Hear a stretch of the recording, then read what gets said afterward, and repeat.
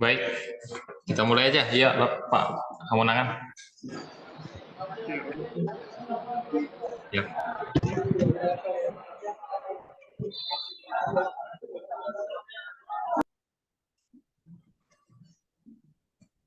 Oke. Baik, kita mulai aja Bapak Ibu. Assalamualaikum warahmatullahi wabarakatuh. Shalom, Om Swastiastu, Nama Budaya, salam kebajikan, salam sejahtera buat kita semua. Kami mengucapkan selamat bergabung dalam kegiatan webinar kita pada sore hari ini. Kami mengucapkan terima kasih banyak pada partisipan yang telah hadir pada kegiatan webinar kita ini. Baik, yang pertama, yang terhormat pada Bapak Heber Lalo Simbolon, STSE MSC, selaku Ketua Umum DPN Itaki dan Apkindo. Yang terhormat kepada Bapak Dr. Insinyur Mardiaman, STMT, IPM, selaku Wakil Ketua Umum Itaki. Selanjutnya, yang terhormat kepada Bapak Teku Abdul Hanan, selaku Sekretaris Jenderal DPN Itaki. Yang terhormat kepada Bapak Insinyur Suban STM VCSDA IPM selaku Ketua Umum Forum QSE BUMN dan Ketua Umum Penasehat DPN Apkindo.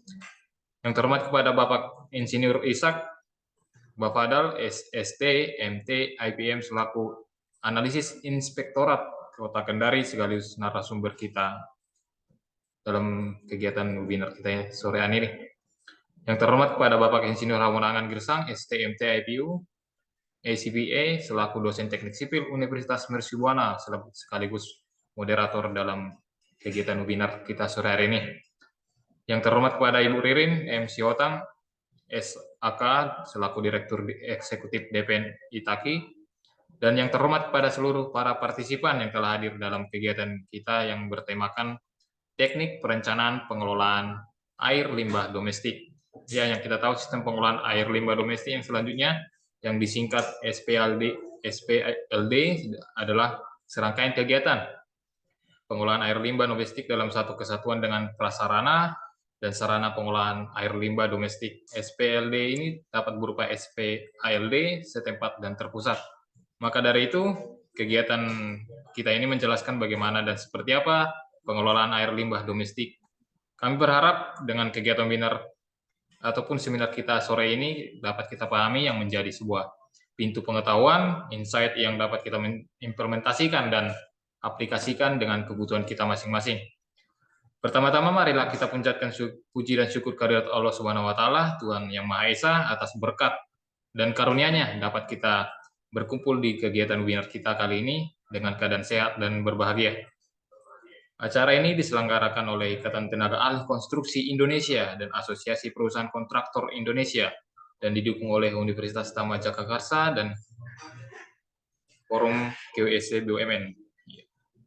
Perkenalkan, saya Berlinto Tayan selaku MC pembawa acara webinar kita sore hari ini. Mungkin partisipan sudah sering melihat saya. Saya berharap tidak bosan-bosannya melihat wajah saya yang tampan ini. Ya. Baik, untuk mempersingkat waktu, perkenalkan saya sebagai pembawa acara untuk membacakan susunan acara kita. Yang pertama, pembacaan doa, menyanyikan lagu Indonesia Raya yang diregu musik. Selanjutnya, sambutan dari Sekjen kita, DPN Itaki. Acara inti kita, pemaparan isi materi. Yang selanjutnya, sesi diskusi tanya-jawab, foto bersama, dan terakhir penutupan. Mungkin ada sedikit info bagi Bapak Ibu partisipan, bagi siapa yang ingin e-sertifikat, mohon mengisi link Google Form yang sudah disediakan. Selanjutnya kita masuk ke acara kita. Sebelum kita melakukan aktivitas kita, yaitu kegiatan webinar kita sore hari ini, ada baiknya kita berdoa bersama menurut agama dan kepercayaan kita masing-masing. Berdoa dimulai.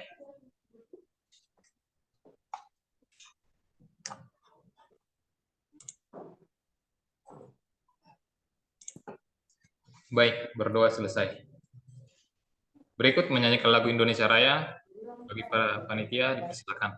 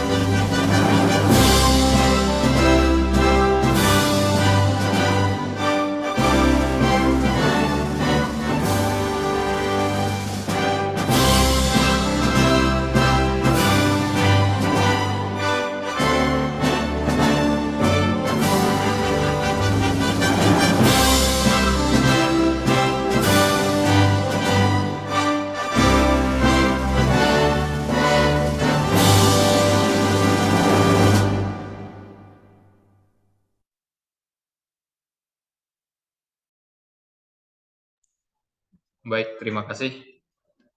Selanjutnya, acara sambutan dari Bapak Ketua Umum, sebenarnya acara sambutannya ini di Ketua Umum DPN ITAKI Apindo, beliau berhalangan keluar, mungkin ada kegiatan beliau yang tidak bisa ditinggalkan.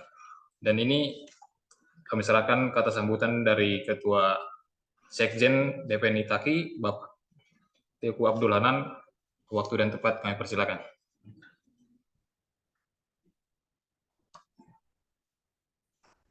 Masih di mute, Bapak.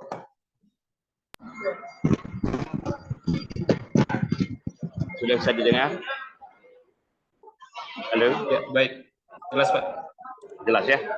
Assalamualaikum warahmatullahi wabarakatuh. Yang saya hormati Bapak Ketua Umum, Bapak Hebar Lalu Sibolon, Bapak-Bapak Ibu sekalian yang saya muliakan. Terima kasih atas waktunya untuk hadir dalam acara webinar ini, bahwa kami dari ITAKI dan Apindo tidak bosan-bosan untuk melaksanakan kegiatan peningkatan daripada SDM masyarakat jasa konstruksi. Mungkin seminggu bisa sekali atau 2 kali. Tapi ini semua kita lakukan demi untuk kita semua. Karena kami melihat banyak sekali persoalan di masyarakat. Tidak memahami persoalan-persoalan yang selama ini kita sajikan. Tapi dengan adanya kegiatan ini, semoga masyarakat bisa antusias mengikutinya untuk menambah wawasan dalam bidang jasa konstruksi nasional. Bapak Ibu sekalian, bahwa kegiatan ini sangat penting kita laksanakan. Karena mengingat hari ini, kalau pengolahan air limbah, sepengetahuan saya sekarang, dalam pelaksanaannya lebih banyak dibuat sebagai pengadaan barang, bukan lagi kepada jasa konstruksi. Coba perhatikan setiap lelang di setiap daerah sama. Ketika pengolahan air limbah diserahkan kepada pengadaan barang, maka persoalannya menjadi rumit dan runyam. Ini yang perlu menjadi kita perhatikan bersama untuk kita perbaiki. Terutama kepada Kementerian PU yang mengatur tentang klasifikasi dan subklasifikasi daripada kegiatan tersebut. Bapak Ibu sekalian, saya membuka acara ini dengan tidak berpanjang lebar agar ini bisa maksimal dilaksanakan. Maka mewakili Ketua Umum dengan ini webinar saya buka dengan Bismillahirrahmanirrahim. Saya tutup. Assalamualaikum warahmatullahi wabarakatuh.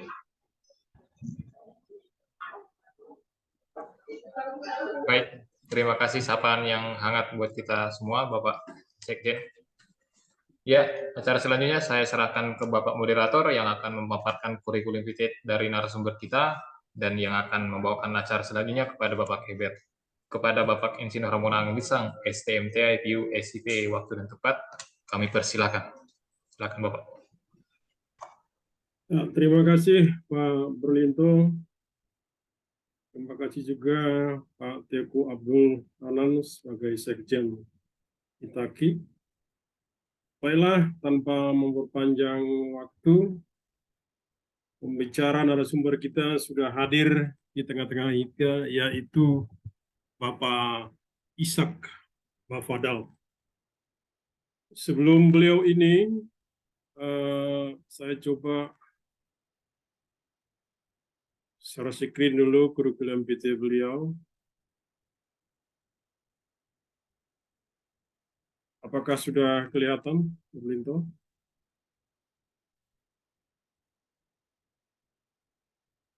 Ya, Bapak Ishak ini sudah kedua kali hari ini yang kedua kali sebagai narasumber di acara webinar kita. Dan beliau ini sehari-harinya bertugas sebagai inspektorat ya, di Kota Kendari. Dan pendidikan beliau ditempuh di Teknik Sipil Unhalu, Kendari. D4-nya Lingkungan ITS, Surabaya. Dan S2-nya juga dari Teknik Lingkungan ITS, Surabaya. Banyak sekali sudah pelatihan yang telah dilaksanakan oleh Bapak Ishak ini berkaitan dengan limbah. Namun di sini kami ambil hanya beberapa cuplikan, yaitu pernah mengikuti Bintek pengelolaan air limbah domestik yang dilaksanakan di Surabaya, dan banyak lagi program terhadap sanitasi PPSB dari Dijen Cipta Karya Jakarta. Hari ini beliau akan membawakan materi teknik perencanaan pengelolaan air limbah domestik. Artinya, bagaimana merencanakan dan mengelola air limbah domestik itu. Itu nanti akan dipaparkan oleh narasumber kita. Dan untuk itu kami persilakan kepada Bapak Ishak untuk mempresentasikan, memberikan materi. Kita berikan waktu 40 sampai 50 menit untuk materi. Setelah itu nanti kita lanjutkan dengan sesi tanya jawab. Saya pikir karena sesuai yang dikatakan oleh Pak Sekjen Itagi tadi, bagaimana kita membuat program pengelolaan perencanaan air limbah domestik ini. Domestik berarti itu kan relasinya terhadap keluarga. Bagaimana kita mengelola itu? Mari kita jelaskan, mari kita dengarkan dari narasumber kita yaitu Pak Ishak. Ya, waktu dan tempat kami persilakan kepada Bapak narasumber Pak Ishak. Ya, baik. Bismillahirrahmanirrahim. Assalamualaikum warahmatullahi wabarakatuh.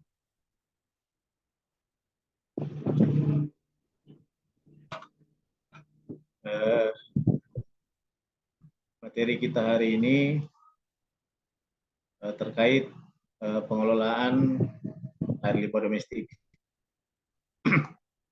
Jadi di air limbah ini kita mengenal ada dua.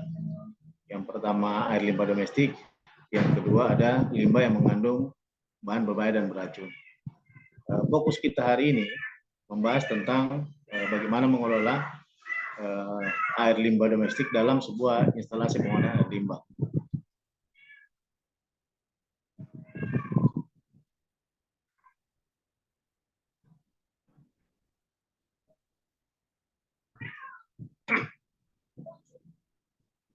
Di mana yang melatar belakangi materi kita hari ini adalah apa sih air limbah domestik itu? Kita ketahui bersama bahwa air limbah domestik itu merupakan limbah cair yang bersumber dari aktivitas perkotaan atau rumah tangga yang dialirkan dan diolah di instalasi pengolahan air limbah domestik, baik secara individu atau dikatakan sistem setempat maupun secara terpusat atau offsite system. Air limbah domestik ini biasa kita kenal dengan nama black water ataupun grey water. Adapun peraturan yang mengatur itu diatur oleh PP nomor 122 tahun 2015 tentang sistem penyediaan air minum, di mana mendefinisikan air limbah berasal dari usaha dan atau kegiatan permukiman, rumah makan, perkantoran, perniagaan, apartemen, dan asrama. Sehingga mengapa sekarang air limbah domestik itu punya regulasi yang harus mempunyai izin untuk membuat sebuah instalasi di sektor yang diwajibkan tadi ini. Pengolahan air domestik ini dilakukan sebagai bagian dari upaya untuk menjaga kualitas lingkungan agar tidak terkena dampak negatif dari pembuangan air limbah domestik itu sendiri.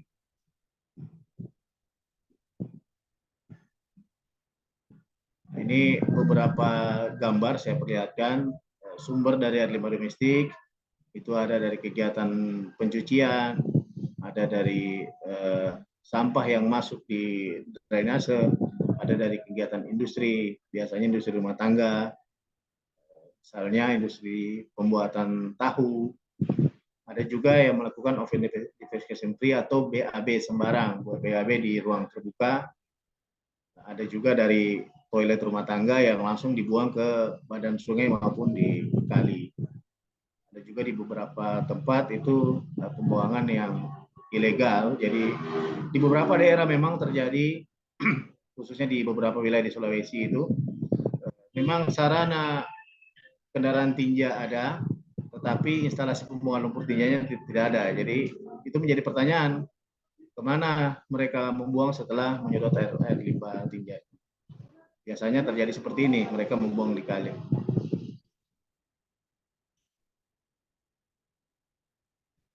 Adapun sistem pengolahan air limbah domestik itu sendiri dapat dilihat pada gambar seperti ini.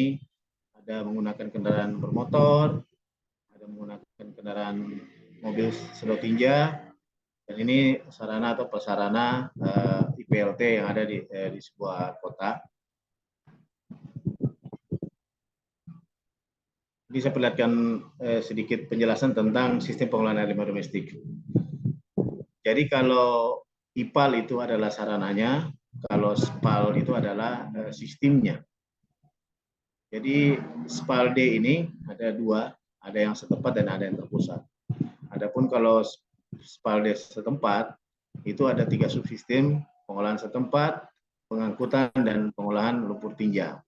Adapun kalau terpusat dia tidak menggunakan lagi sistem pengangkutan, cuma sistem pelayanan, sistem pengumpul, dan sistem pengolahan. Jadi subsistem pengumpul ini ada instalasi. Hanya kita hari ini kita fokus di SPAL D setempat, karena kalau kita membahas semuanya terkait pengolahan limbah domestik, waktunya tidak cukup.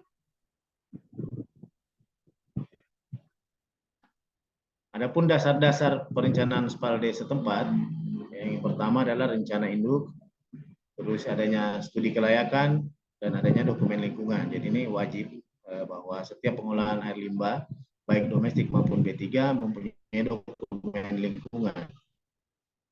Berikutnya ada hasil konsultasi teknis dengan instansi teknis terkait. Biasanya 2. Kalau kayak kami contoh di Kota Kendari ada 2, biasanya lewat Dinas Lingkungan Hidup dan Kehutanan Kota Kendari dan Dinas Pekerjaan Umum.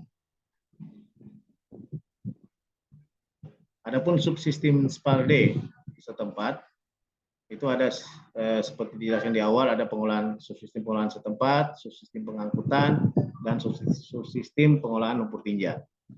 Subsistem pengolahan setempat itu berupa cubluk kembar, tangki septik dengan bidang resapan, ataupun ada biofilter. Seperti dikatakan di pembukaan tadi, bahwa sekarang banyak dijual di toko-toko bangunan, itu ada yang menjual biofilternya. Ini untuk subsistem pengolahan setempat melayani 2 sampai 10 KK. Adapun kalau untuk MCK biasanya menangani sampai 200 jiwa. Subsistem pengangkutan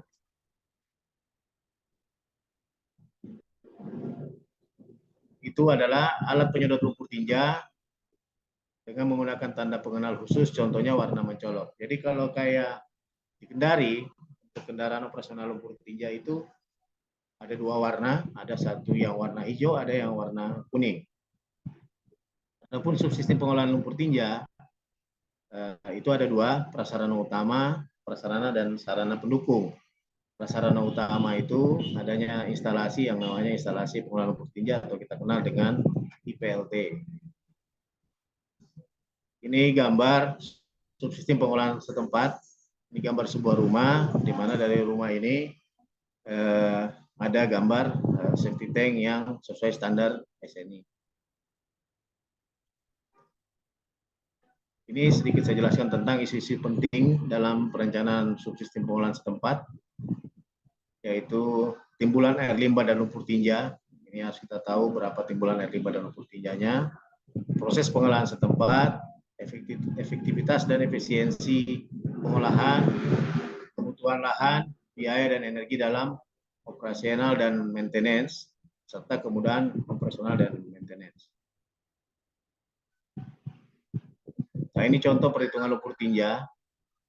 Untuk 25 liter per orang per tahun, untuk timbulan dengan sumber WC, dan ini untuk timbulan 40 liter per orang per tahun untuk timbulan dengan sumber WC, dapur, dan lain-lain. Jadi kalau dapur dan sumber yang lain itu ikut dimasukkan, perhitungannya menggunakan perhitungan yang 40 liter per orang per tahun. Tetapi kalau cuma sumber dari WC atau dari black water, ini dikatakan black water kalau dari sumber WC, itu kotoran manusia, itu cuma menggunakan perhitungan yang 25 liter per orang per tahun. Adapun kalau baik black water maupun grey water itu digabung dalam suatu pengolahan safety tank, itu harus menggunakan hitungan 40 liter per orang per tahun. Teknologi apa saja yang dapat digunakan? Ini ada beberapa macam teknologi, ada sekitar 6 saya lihat di sini. Ada cubluk kembar, ada biofilter, ada MCK, ada anaerobic buffer reaktor, ada kolam sanitasi, ada tangki septik. Kali ini saya coba fokus di persoalan tangki septik. Karena berbicara pengolahan air limbah ini, kalau di bangku kuliah biasanya itu ada sekitar 6 SKS. Jadi 3 SKS air limbah 1, 3 SKS air limbah 2 aja. Jadi saya fokus ke sininya dulu karena mengingat persoalan waktu. Ini contoh gambar tangki septik dan bidang resapan. Jadi ini ada gambar tangki septik dan ini bidang resapannya. Ini gambar potongan untuk kompartemen 1 dan kompartemen 2 sebelum dimasukkan ke bidang resapan. Kurang lebih isi dari tangki septik seperti ini. Jadi ada ruang udara, ada skam atau biasa kita lihat ada buih di sebuah tangki septik, dan ada sludge-nya, ada lumpur tinja manusia. Sludge ini diharapkan ada endapan dan air itu yang keluar untuk diolah ke bidang resapan.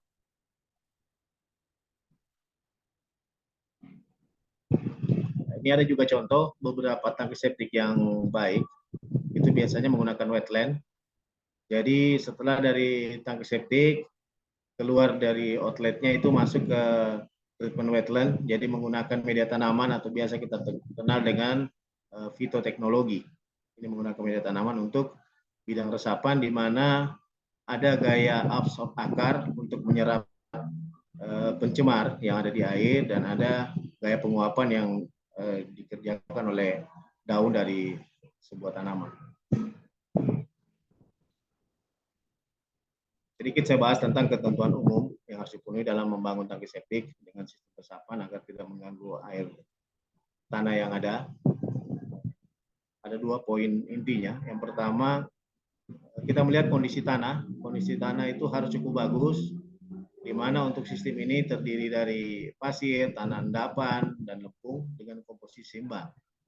Tanah yang sebagian besar adalah lempung tidak bagus untuk sistem resapan, karena tanah lempung mempunyai perkolasi yang tidak baik atau porositas yang cukup rapat. Sedangkan jika tanah terlalu berpasir, perkolasinya juga sangat cepat, sehingga tidak baik untuk air tanah karena limbah akan meresap terlalu cepat sebelum dapat terolah oleh bakteri atau terfilter dengan baik. Jadi biasanya kalau kita analogikan bakteri perjalanan airnya itu seperti sebuah lalu lintas. makin banyak hambatan di jalan, makin banyak lampu merah, makin banyak macet, itu makin lambat pula bakteri itu mencapai ke sebuah titik pencemar. Yang kedua, mempunyai lokasi yang cukup baik untuk membuat sistem resapan adalah pada tanah yang bersifat kering dan terdapat oksigen, sehingga level air tanah yang relatif dalam lebih efektif dibandingkan level air tanah yang dangkal. Jadi ini air tanah juga perlu diperhatikan, karena kalau air tanah dangkal, otomatis bidang resapan akan cepat sejajar atau setara dengan air tanah yang ada di sekitar lokasi resapan.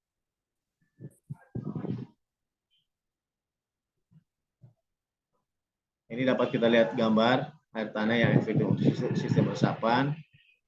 Ini gambar tangki septiknya, ini contoh sumurnya. Posisi sumur berada di atas, bukan di bawah dari bidang resapan, sehingga gaya aliran air yang membawa pencemar itu tidak mengarah ke sumur, tetapi menjauh dari sumur. Ini ada tabel saya perlihatkan untuk tangki septik. Ini untuk tahap pengolahan awal dan tangki septik. Jarak dari sumber air, bidang resapan itu di atas 10 meter, sumber resapan juga di atas 10 meter, ke dalam muka air tanah di atas 2 meter. Permeabilitas tanah kurang lebih 0,2 meter per jam.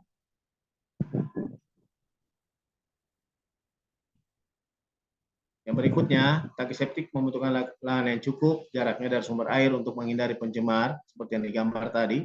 Karena efluen dari tangki septik umumnya masih mengandung unsur bakteri yang cukup tinggi, kebanyakan mengandung E. coli, sehingga kemungkinan air tercemar cukup besar.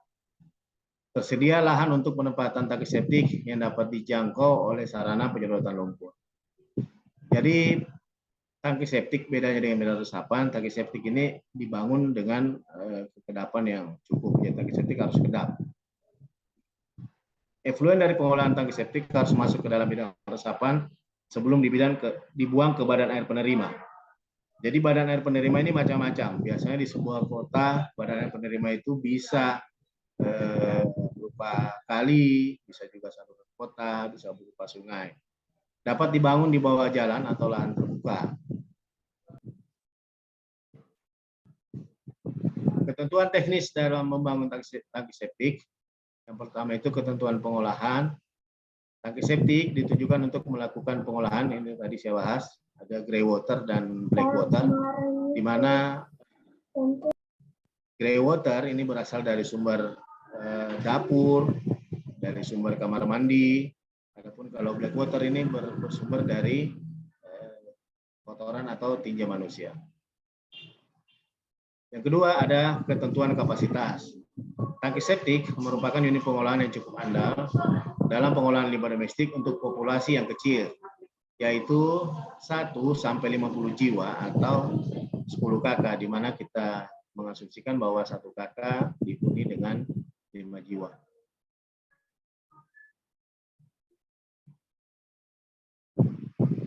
Ini saya perlihatkan sedikit contoh desain teknis tangki septik atau struktur inletnya. Ini terdiri dari sambungan pipa T dengan tujuan agar aliran yang masuk tidak mengganggu proses yang terjadi dalam tangki septik atau tidak menjadikan aliran dalam tangki menjadi turbulen. Struktur inlet selengkapnya dapat dilihat pada gambar ini.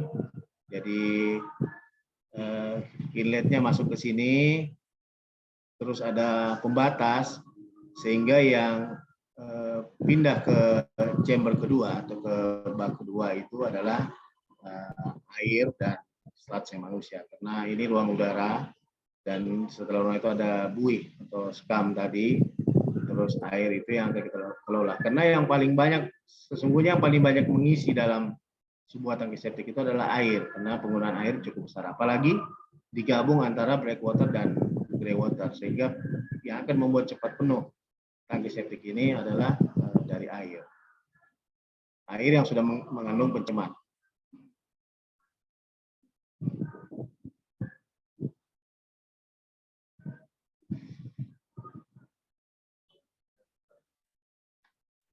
Nah, ini ada gambar potongan pipanya dengan contoh membuat struktur T seperti ini. Karena kalau jaraknya tinggi, tidak ada sambungan T yang seperti ini, kita menghindari turbulensi yang terjadi di dalam pengolahan air limbah. Tangki septik yang ukuran kecil, yang hanya melayani satu keluarga, dapat berbentuk bulat dengan diameter minimal 1,2 meter dan tinggi minimal 1,5 meter. Ukuran tangki septik sesuai jumlah pemakai, sistem air limbah tercampur ataupun terpisah. Maksudnya tercampur terpisah itu dicampur black water dan grey waternya tadi ataupun dipisah. Struktur outlet terdiri dari sambungan pipa T. Struktur outlet harus dirancang untuk menghindari terbawanya partikel padatan, maksudnya sludge atau kotoran manusia, di mana untuk masuk ke resapan itu diharapkan yang keluar cuma air, bukan dari sludge dari kotoran manusia, karena sludge dari kotoran manusia itu sejatinya itu harus disedot dengan menggunakan kendaraan pengangkut tinja untuk diolah di pengolahan lanjutan, yaitu instalasi pengolahan lumpur tinja. Ini tabel. Contoh tabel untuk pemakai KK 1, 2, 3, 4, 5, dan 10. Ini ketentuan dari PU bahwa ruang basahnya itu kalau untuk 1 KK 1,2 kubik, ruang lumpurnya 0,45 kubik, ruang ambang bebasnya itu 0,4 kubik, ataupun kalau ukurannya kurang lebih 2,1 kubik.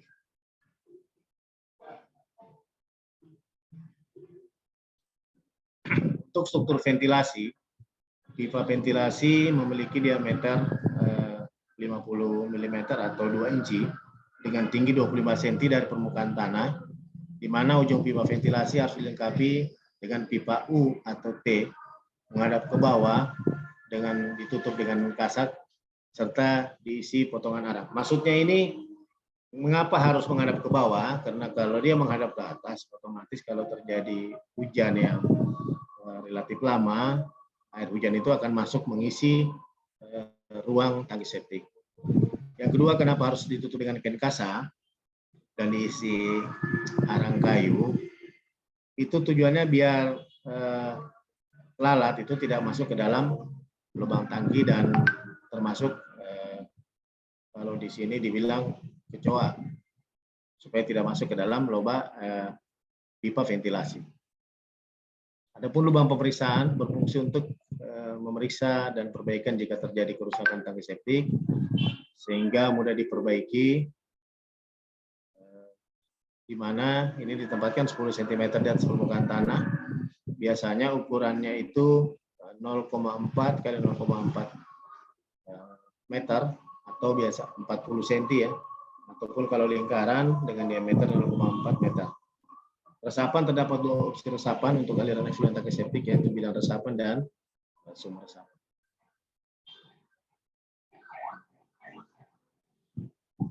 Nah, ini saya jelaskan sedikit apa itu bidang resapan dan apa sumber resapan.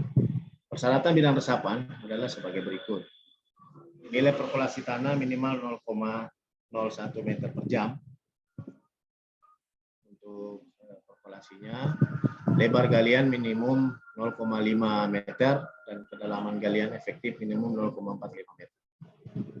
Panjang bidang resapan untuk berbagai daya resap dan jumlah orang dapat dilihat pada tabel.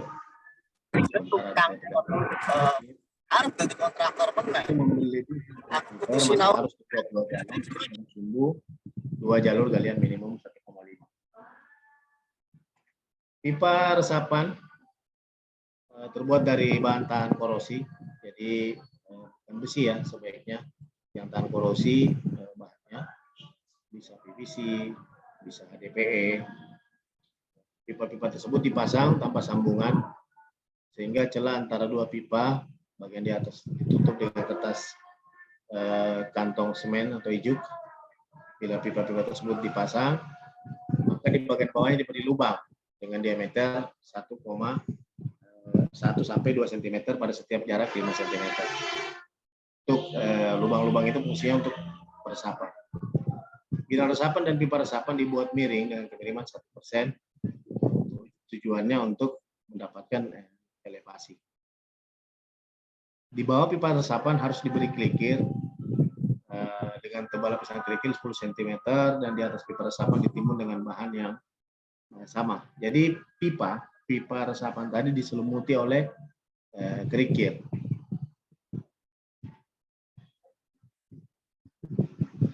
Ini penjelasan sedikit tentang sumber resapan. Tadi bidang resapan, sekarang sumber resapan. Persyaratan sumber resapan sebagai berikut. Sumber resapan hanya dapat digunakan untuk tangki dengan kapasitas kecil yang melayani 2 kepala keluarga, di mana 1 kakak kita asumsikan 5 jiwa. Yang kedua, dimensi sumur resapan yakni berdiameter 80 cm dan kedalaman 1 meter.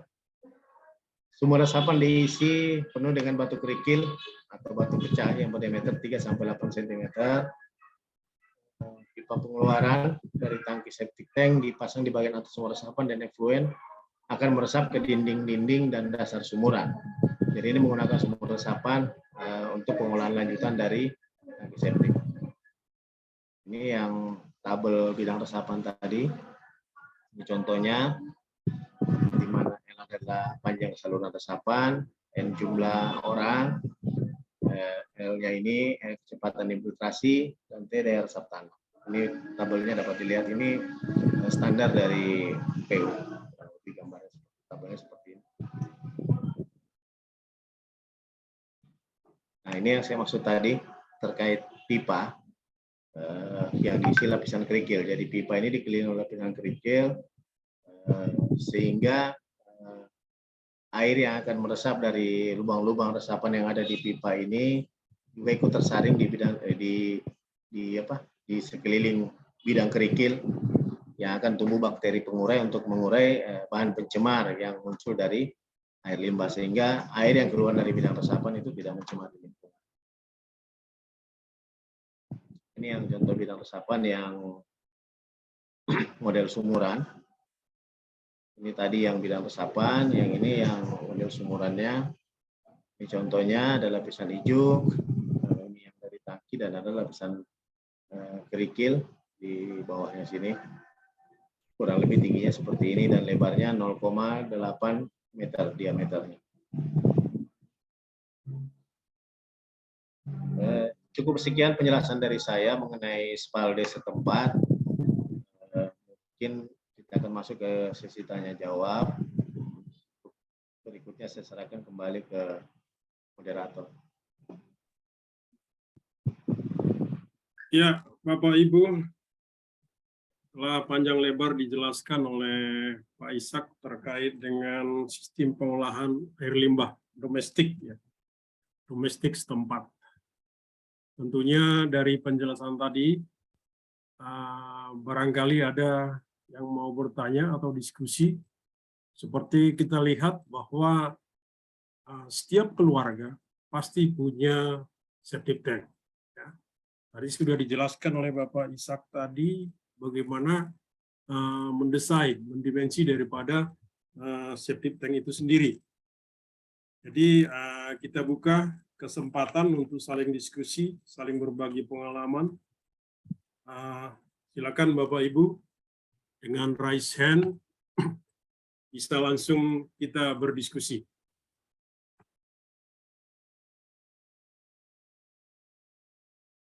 Ya, sambil menunggu Bapak Ibu ya yang mau raise hand atau mengadakan pertanyaan diskusi. Mungkin dari saya dulu Pak Ishak. Tadi disebutkan air limbah itu seperti air limbah di keluarga itu ada disebutkan tadi, kalau saya tidak salah ikan di slide Bapak ada 25 liter per orang per tahun. Ya. Terus ada satu lagi yang 40 liter per orang per tahun. Ya. Kalau kita jadikan ini per hari ya, katakanlah sumber tinja itu 25 liter per orang per tahun, 25 liter dibagi dengan 365 hari, berarti kecil banget ya. Kecil sekali. Artinya manusia itu memproduksi tinja itu sangat kecil berdasarkan data ini. Nah, yang ingin saya tanyakan, terkait dengan data ini, bagaimana kita hubungannya kita mendesain sistem pengolahan. Kita mau membangun katakanlah tangki septik tadi ya. Bagaimana kita hubungannya, kita mendesain dimensi daripada septic tank tersebut. Dengan kita berasumsi bahwa tinja itu 25 liter per orang. Sambil menunggu barangkali ada nanti yang mau diskusi bertanya, mungkin saya ajukan dulu yang seperti itu, Pak. Monggo, Pak.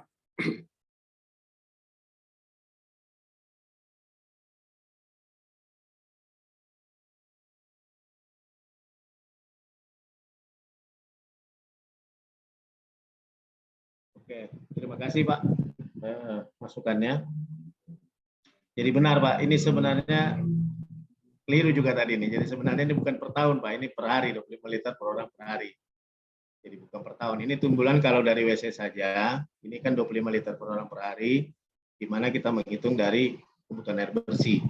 Jadi biasanya perhitungan limbah itu, air limbah itu kan sejatinya dari air bersih yang sudah menjalankan tugasnya.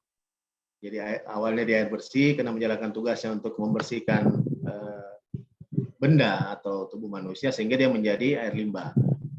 Dari jumlah kebutuhan air bersih biasanya itu 80% menjadi air limbah.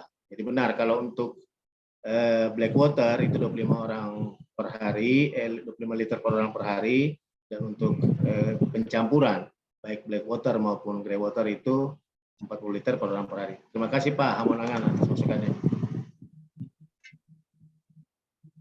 Ya, terima kasih Pak Ishak. Barangkali Bapak Ibu ada yang mau diskusi? Monggo dipersilakan. Ada juga saya lihat di sini Ibu Indria Sari yang sering juga terjun di bidang ini. Monggo barangkali atau siapa saja Bapak Ibu yang mau diskusi, dipersilakan. Ya, tetap sambil menunggu Pak Ishak ya. Nah, dengan kita mengetahui sumber tinja itu Pak ya, ini 25 liter per orang per hari. Dan ini adalah timbunan dengan sumber WC dapur itu 40 ya, 40 per hari. Nah, dengan kapasitas yang seperti ini ya, yang dihasilkan per hari, bagaimana kita mendesain sebuah septic tank itu, artinya ukuran dimensi yang tepat. Dengan septic tank. Katakanlah kalau di dalam satu rumah tangga itu, satu keluarga itu 5 orang, berarti kan sudah diproduksi 25 kali 5 plus 40 kali 5. Itulah sumber tinja. Nah, berarti kan kita harus siapkan septic tanknya, dimensi berapa yang cocok untuk kira-kira untuk mengakomodasi ke 5 orang di keluarga tersebut. Dalam artian kita membangun septic tank itu tidak terlalu besar atau terlalu kecil, tapi pas untuk komponen yang sesuai dengan yang dihasilkan produce daripada si tinja itu, Pak. Ya, kira-kira seperti itu, Pak. Ya, terima kasih Pak Hamonangan atas pertanyaannya.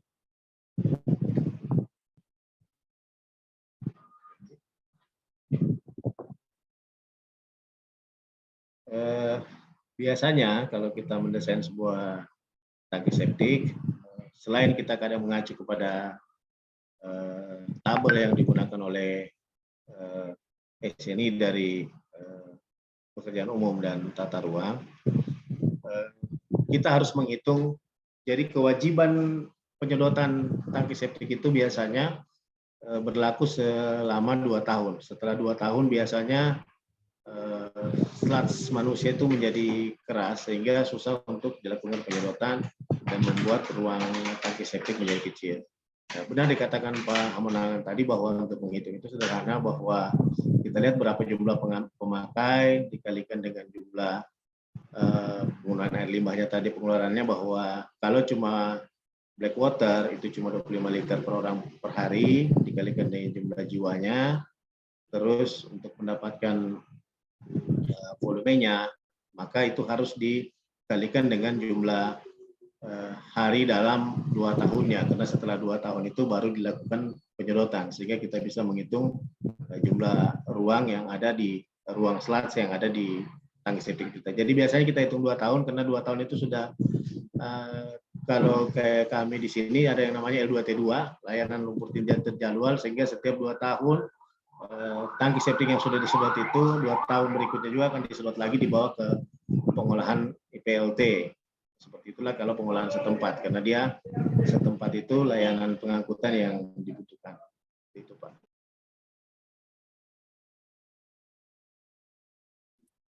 Ya, terima kasih Pak Ishak. Di sini sudah ada, di kolom chat sudah ada pertanyaan baru Pak dari Pak Heru Sutanto. Pak Heru mungkin bisa langsung Pak. Pak Heru, monggo Pak Heru Sutanto.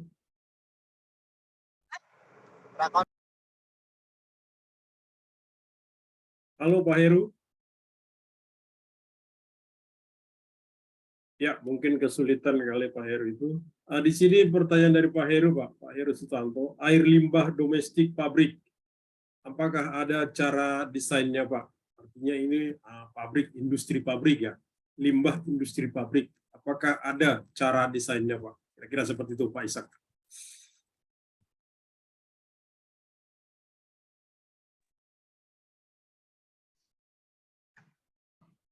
Ya, terima kasih Pak. Siapa ya? Pak Heru. Pak Heru. Sebenarnya perhitungan air limbah domestik, baik pabrik maupun yang kita buat dengan konstruksi beton bertulang, itu sebenarnya hampir sama. Yang membedakan kan sebenarnya wadahnya saja. Yang penting kita hitung tadi seperti pertanyaan awal dari Pak Monangan, bahwa berapa sih kebutuhan ruang sludge maupun air yang dalam sebuah kebutuhan satu rumah tangga itu. Kalau kita sudah dapatkan, biasanya kalau pabrikan itu kan dia munculkan seperti ini kurang lebih, bahwa satu biofilter ini bisa menampung sekian kubik lumpur tinja yang akan diolah di sebuah tangkinya. Sebenarnya kalau biofilter ini kita akan bahas, akan datang, tapi sedikit saya singgung. Model-model dari biofilter itu macam-macam. Ada yang seperti pada gambar saya tampilkan ini, ada yang model tipikal sederhana seperti ini, ada yang tipikal lebih modern yang kadang menggunakan mesin untuk mengequalizing atau menyamakan aliran sehingga ada waktu tinggal yang bisa diolah di media rumah bakteri seperti itu. Tapi kalau untuk kebutuhan ruang, baik biofilter maupun struktur bangunan, kalau saya analogikan seperti ini. Kalau kita untuk menampung wadah air bersih dengan kapasitas 1 kubik, kita bisa buat bak dari pasangan bata dengan dimensi 1 kubik. Kita juga bisa buat dari membeli di toko dari tangki yang kapasitas 1 kubik, seperti itu kurang lebih gambarannya, Pak. Iya. Bagaimana Pak Heru? Sudah terwakili Pak ya, Pak Heru? Ya, Bapak Ibu, apakah masih ada yang mau bertanya? Ya, sambil menunggu ada yang bertanya lagi, Pak Ishak. Tapi kadang-kadang kalau industri itu ya, industri kan sebenarnya itu completable, Pak ya. Katakanlah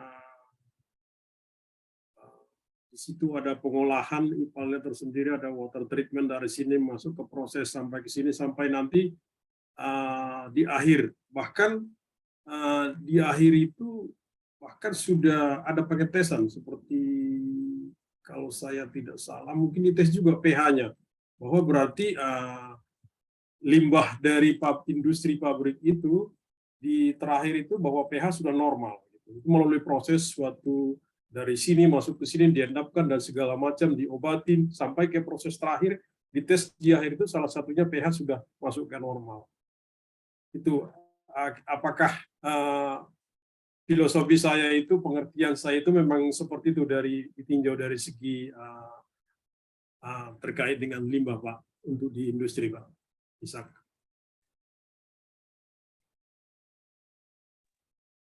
Iya, jadi benar Pak. Jadi di awal tadi saya bahas bahwa pengolahan air limbah itu ada beberapa macam, ada yang domestik dan ada yang mengandung unsur bahan berbahaya dan beracun.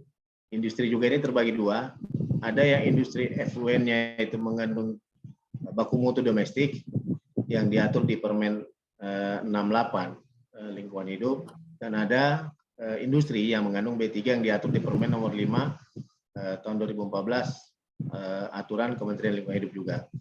Jadi masing-masing punya baku mutu. Nah, hanya di bahasan kita kali ini memang membahas terkait pengolahan air limbah dengan sistem tangki septik. Adapun kalau sistem lanjutan yang lebih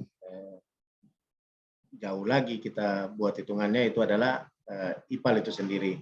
Jadi sedikit saya singgung terkait IPAL, benar bahwa kita kembali lihat sumber limbahnya. Apakah sumber limbah ini dari sumber industri yang mengandung masuk dalam tabel industri domestik atau B3. Kalau cuma domestik, cukup kita buat pengolahan seperti yang digambar sini, ada endapan, ada penyaringan rumah tawon, terus ada biobolnya, dan diolah di kerikil, dan keluarnya, karena baku mutu parameter yang diukur itu cuma terbatas, kalau saya tidak salah ingat, mudah-mudahan tidak salah, cuma BOD, COD, TSS, TDS, pH, suhu, dan debitnya. Nah, itu yang diukur. Untuk unsur domestik diatur di Permen 68. Adapun kalau B3 kembali ke industrinya, apakah dia sarana kesehatan misalnya rumah sakit, atau mungkin dia industri baterai, atau mungkin sektor pertambangan, ini baku mutunya beda-beda lagi. Jadi tergantung. Jadi biasanya kalau baku mutu industri yang mengandung B3 itu ada namanya tambahan setelah dari pengolahan ini masuk di namanya koagulasi. Jadi ada sistem pengadukan untuk pencampuran bahan kimia untuk menertakan kandungan-kandungan apa saja yang ada di situ, sehingga memenuhi standar baku mutu yang ditetapkan oleh Kementerian Lingkungan Hidup. Seperti itu, Pak. Terima kasih. Iya, terima kasih. Terima kasih Pak Ishak. Ya, Bapak Ibu, silakan kalau ada yang mau diskusi. Ini cukup menarik ini materi kita ini kan. Masalahnya setiap saat juga kita perlu tangki septik ya. Tangki septik kita perlu setiap rumah tangga kita. Wah, dengan adanya materi ini berarti kita sedikit paham ya merencanakan itu, karena selama ini bahkan kita membangun tangki septic tangki itu ya kita percayakan aja ke tukang, kadang-kadang mungkin kebesaran, nah itu dimensinya kebesaran, nah, akhirnya kita harus biaya, pengaruhnya kan ke biaya, kebesaran kita bangun tangki itu padahal yang segini juga lebih kecil sudah cukup gitu, ini kan larinya kan ke biaya kita, cuma kadang-kadang karena kekurang tahuan kita akhirnya terjadilah seperti itu. Nah, ini yang menarik Bapak Ibu. Jadi bagaimana kita merencanakan itu di sini, pakarnya kebetulan Pak Ishak bisa mendetailkan ini kita untuk menambah wawasan kita semuanya. Monggo Bapak Ibu kalau ada yang mau bertanya. Mana Ibu Indria Sari ini? Misalnya beliau yang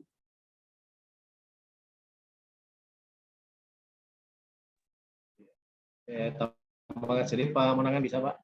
Monggo Pak, monggo. Mari Pak. Jadi benar penjelasan Pak Monangan tadi bahwa terkadang kita salah kaprah terkait tangki septik. Ini banyak terjadi. Kebetulan sekali dulu sebelum saya berkecimpung ke dunia inspektorat, saya pernah di Dinas Lingkungan Hidup. Jadi pernah juga tugas di lingkungan hidup. Nah, inilah kebanyakan yang keliru kita. Mendesain sebuah tangki septik bukan merupakan tangki sebenarnya. Jadi kalau pengertian tangki itu adalah dia kedap keliling dan dasarnya pun harus kedap. Biasanya kita dasar tangki septik itu kan tidak kedap. Sehingga biasanya yang terjadi di sebuah daerah, tangki septik itu menjadi penuh pada saat musim penghujan karena adanya rembesan air tanah dari bawah yang mengisi tangki septiknya sendiri. Sebaliknya malah kalau kemarau tangki septiknya tidak penuh, sudah mencemari kemana-mana. Jadi yang benar, makanya kenapa penting bidang resapan dengan sistem penyaringan hijau, kerikil, dan lain-lain, bahkan pakai arang. Karena tangki septik ini dibangunnya harusnya dasarnya pun ikut kedap, sehingga yang pindah ke pengolahan ini adalah airnya. Makanya selalu kita tekankan bahwa pengolahan air limbah, bukan dari lumpur limbahnya. Karena lumpur tinjanya sendiri itu akan diolah di olahan lanjutan yang namanya IPLT, instalasi pengolahan lumpur tinjanya.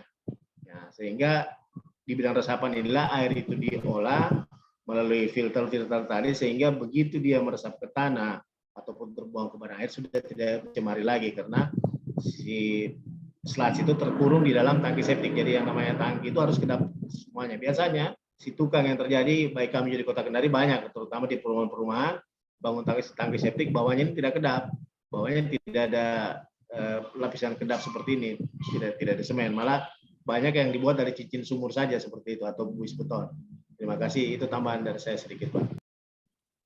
Ya, terima kasih Pak Ishak. Jadi sudah semakin terbuka, Pak. Karena memang selama ini kita bangun tangki di rumah itu ya, di rumah itu memang yang bawah itu langsung ke tanah.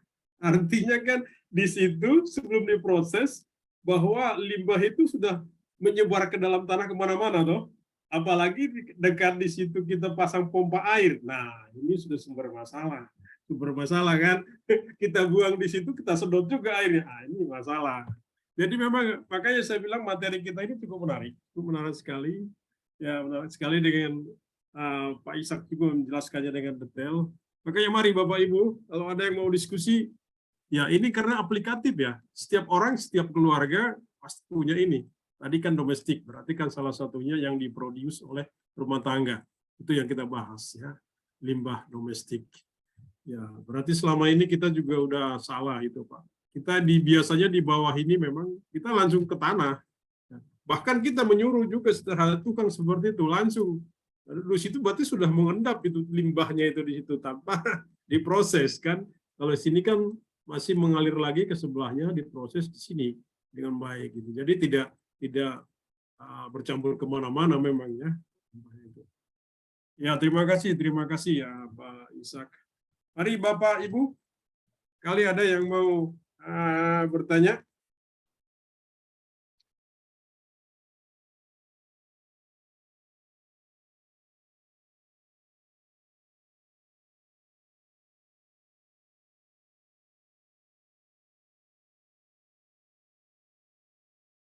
Gimana Bapak Ibu? Iya, Pak. Iya, sedikit lagi Pak. Nah, biar kita ngisi waktu saja ini, sambil ngisi waktu. Iya, mari Pak. Menunggu yang bertanya, Pak. Ya. Jadi kan dulunya layanan lumpur tinja terjadwal itu kan oleh Dinas Lingkungan Hidup, sekarang ke Dinas PUPR. Mengapa itu diatur? Untuk kita mengetahui bahwa tangki septik warga itu sudah benar atau tidak. Jadi kelihatan kalau benar. Biasanya yang terjadi di Kota Kendari, malah di musim penghujan banyak yang nelpon, ini septic tank saya penuh, begitu kendaraan tinja datang, malah yang disedot itu bukan lumpur tinja tapi air. Nah di situ ketahuan bahwa sebenarnya tangki septiknya tidak kedap, sudah mencemari kemana-mana. Karena kalau bukan musim penghujan, malah terkadang warga begitu kena jadwal 2 tahun bilang, tangki septik saya nggak pernah penuh. Padahal tangki septiknya cuma dari cincin sumur, masa nggak penuh selama 5 tahun, kan nggak mungkin Pak.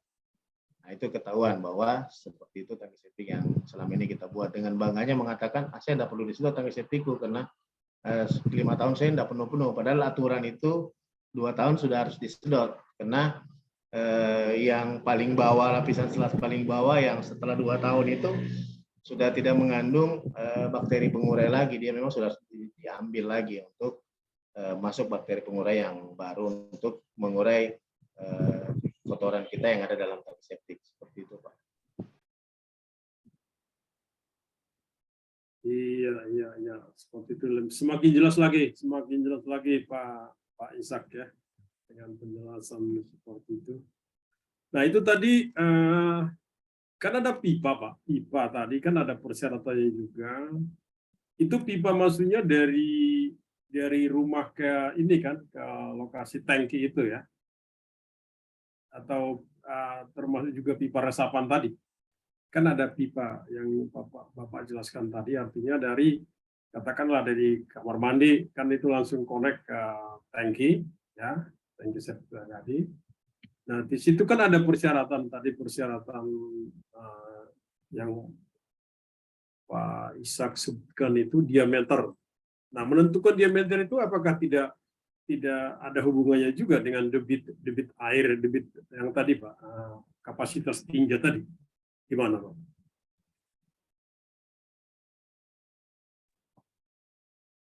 Ya Pak, kalau untuk safety tank sendiri, biasanya standar pipa yang digunakan itu diameternya memang sudah diatur Pak, itu biasanya 3 sampai 4 inci, karena yang akan masuk ke pengolahan safety tank itu kan cuma dari kloset saja, dengan dari greywaternya baik dari dapur maupun dari kamar mandi. Nah, di sini juga banyak kesalahan klasik biasanya kalau kami instansi turun dulu menertibkan, tapi ini saya cerita bukan rumah tangga, tapi sebenarnya kejadiannya hampir sama di kita.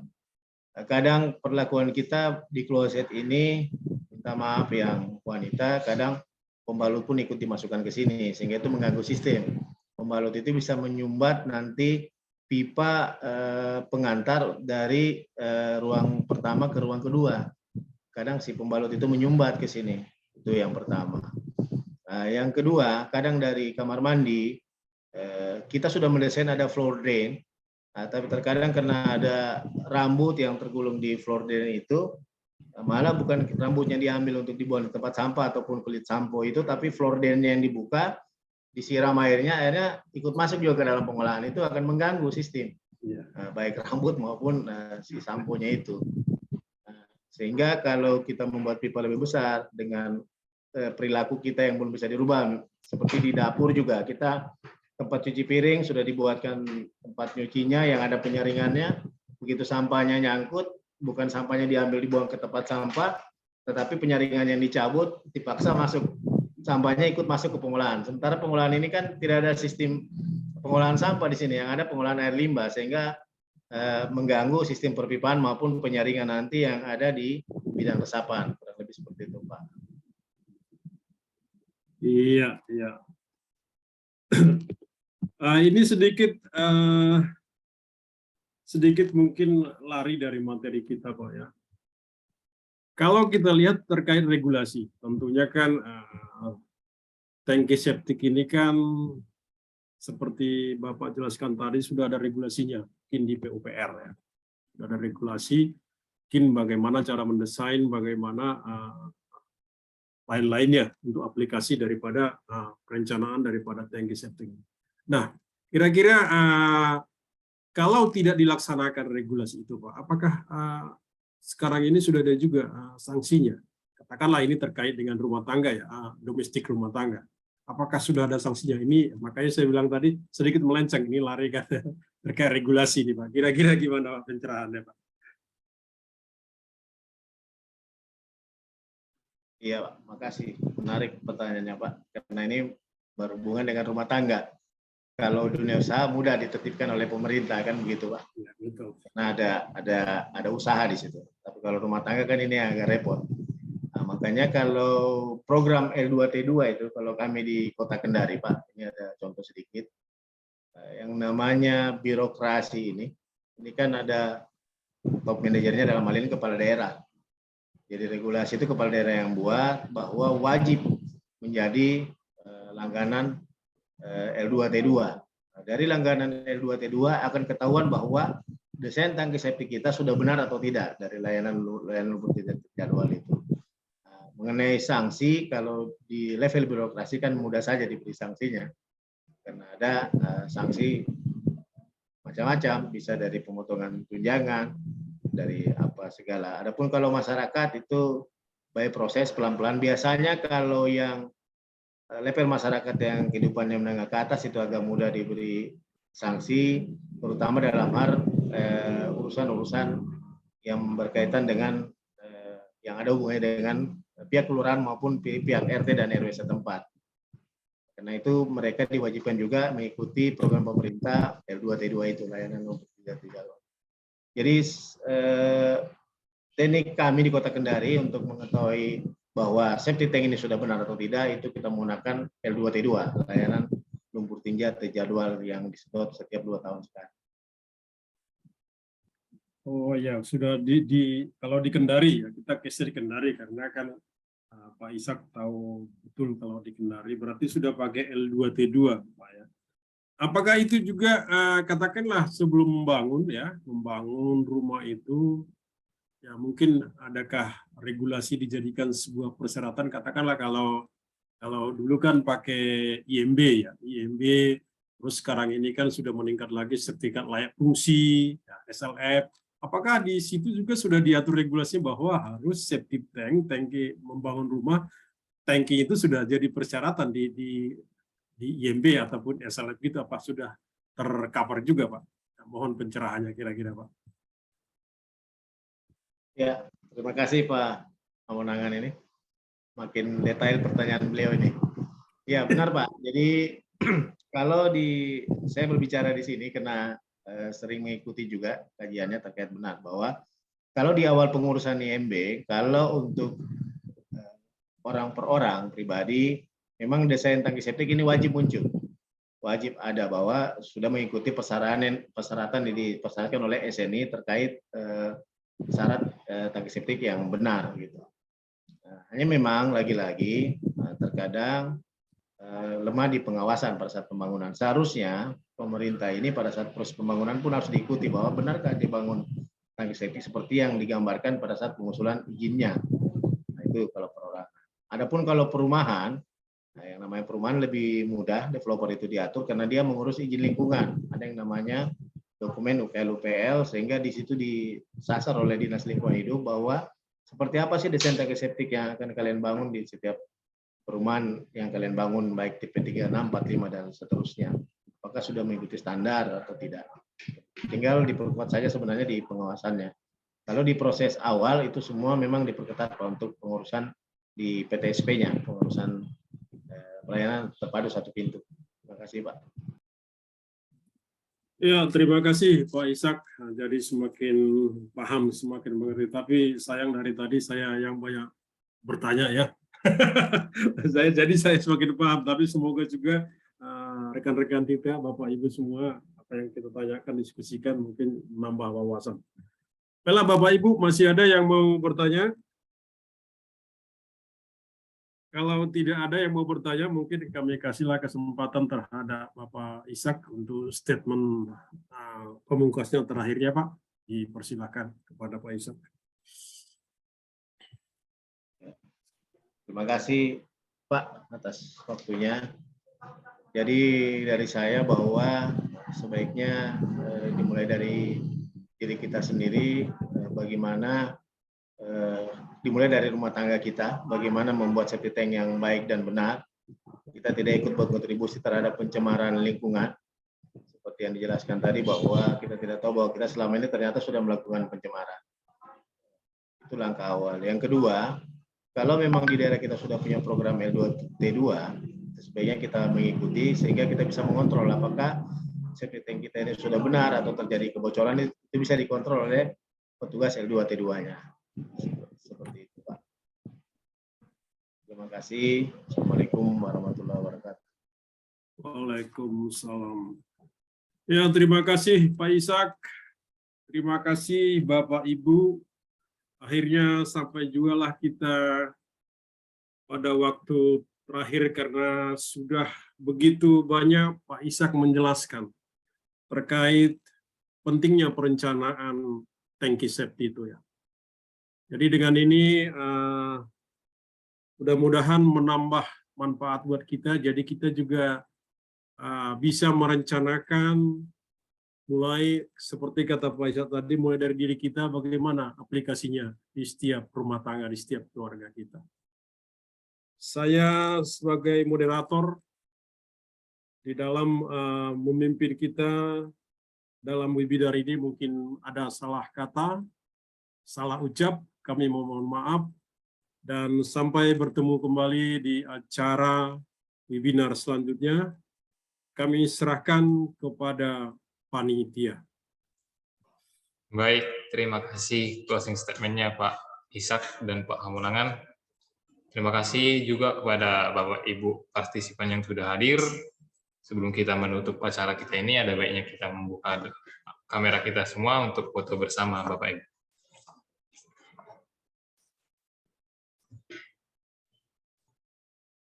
Baik.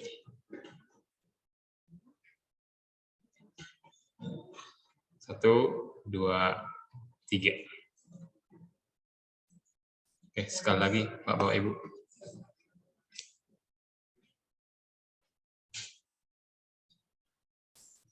Oke, 1, 2, 3. Oke, baik Bapak Ibu.